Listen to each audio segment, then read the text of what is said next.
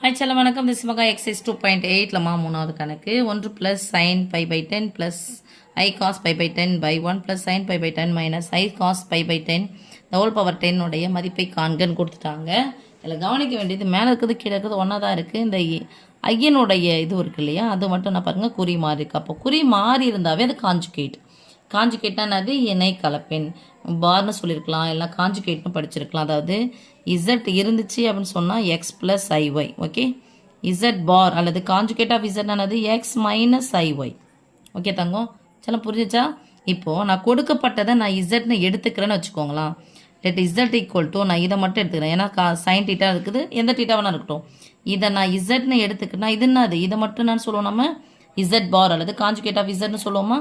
அப்போ போட்டுக்கலாம் 1 plus z by 1 plus z bar அல்லது காஞ்சுகேட் ஆஃப் z. அதாவது z பார்னா அது 1 by z. Okay, so 1 by zன்னு போடலாம். the whole power 10. அப்போது z ஈக்குவல்னப்பா sin pi by 10 plus I cos pi by 10. சில புரியுதா? ஓகே, அடுத்ததுங்க என்ன சமி செய்யணும். இங்கே பாருங்கள் 1 plus z by இது ஒரு முழு எண் ஒரு பின்ன எண் இருக்குது. அப்போ குறுக்க பெருக்கி கூட்டி பை போடணும். ஸோ இசட் ப்ளஸ் ஒன்றுனாலும் 1 + இசட்னாலும் ஒன்று தானே, 1 + z by z the whole power 10. இதுக்குள்ளே ஃபஸ்ட்டு நம்ம செஞ்சு முடிச்சிடலாம். இது எத்தனை பை மேலே பெருக்கணுமா? அப்போ z of 1 + z by 1 + Z.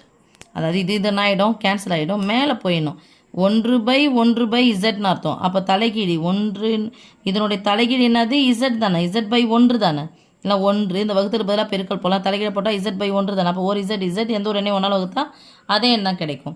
So இது கேன்சல் ஆகிடுச்சு. Power 10 that is equal to Z power 10.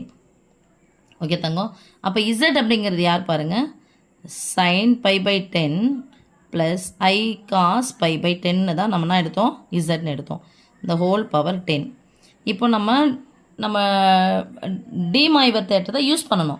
ஆனால் டிமாய்வர் தேற்றம் என்னது, நமக்கு காஸ் டீட்டா ப்ளஸ் ஐ சைன் டீட்டாவுக்கு தான் நமக்கு டிமாய்வர் தேற்றத்தை நம்ம யூஸ் பண்ண போகிறோம், பவர் எண்ணுக்கு தான்.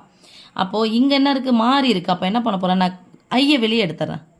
ஐயை வெளியே எடுத்துட்டா ப்ராக்கெட் பண்ணுவோம், ப்ராக்கெட் போட்டால் இங்கே ஐயே கிடையாது. இங்கே முன்னாடி இது வந்துடும், காஸ் பை பை 10 வந்துடுது. இப்போ ஐ ஸ்கொயர் மதிப்புனாது -1, இங்கே என்ன இருக்குது +1 இருக்குது. அப்போது ஐ ஸ்கொயர்னாது ஐ இன்ட்டு ஐ தான் ஐ ஸ்கொயர். இப்போ நான் ஐயை ஒரு ஐ வெளியே எடுத்துட்டேன், ரைட் சாமி. அப்போ மீதி என்ன இருக்கும், ஒரு ஐ இருக்கும், ரைட்மா. அப்போ மீதி ஒரு ஐயும் பேருக்குன்னா ஐ ஸ்கொயர் -1 தான் வரணும். நாங்கள் வரும் ப்ளஸ் வரணும். அப்போ என்ன பண்ணணும், -i சைன் டீட்டாவுக்கு பதிலாக pi by 10 the whole power 10.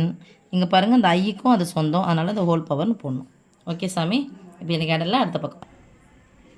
இப்போது டிமாய்வர் தேற்றப்படி இந்த பவர் ஐ பவர் 10 இந்த இதுக்கு வந்துடும் இன்ட்டு ஒன்றும் இல்லை, இந்த 10 எடுத்துகிட்டு வந்து இங்கே போட போகிறோம். Cos 10 into pi by 10 minus I 10 into pi by 10. Okay சாமி, இந்த 10 அந்த 10 கேன்சலாக, இது கேன்சலாக. That is equal to I power 10 அது ஐ ஸ்கொயருடைய மதிப்பு தான் தெரியும், அதனால் ஐ ஸ்கொயர் தான் ஹோல் பவர் 5 போடலாமா. அடுக்கடுக்காக இருந்தால் பெருக்கிக்கணும். ஸோ எதனுடைய மதிப்பு தெரியுதோ அதில் தான் போடணும் நம்ம. அடுத்து cos pi minus i sine pi that is equal i square மதிப்பு -1/5 வா இன்ட்டு காஸ் பையனுடைய மதிப்பு. நல்லா பார்த்துங்க சாமி, பையனானது 180 டிகிரி. அப்போ காஸ் பையனுடைய மதிப்பு இங்கே தான், இந்த 180 டிகிரி இது தானே, -1. நீ ஞாபகம் வச்சுக்க வேண்டியதுக்காக நான் சொல்கிறேன் -1. ஓகே, இங்கே சைன் பை, இங்கே சைனே இதுவே கிடையாது, 180 டிகிரினா இங்கே தான் முடியும். சைன் டீட்டாவே கிடையாது, எக்ஸ்ஹெச்சில் தான் அமையும். அப்போ அதனுடைய மதிப்பு ஐ இன்ட்டு 0.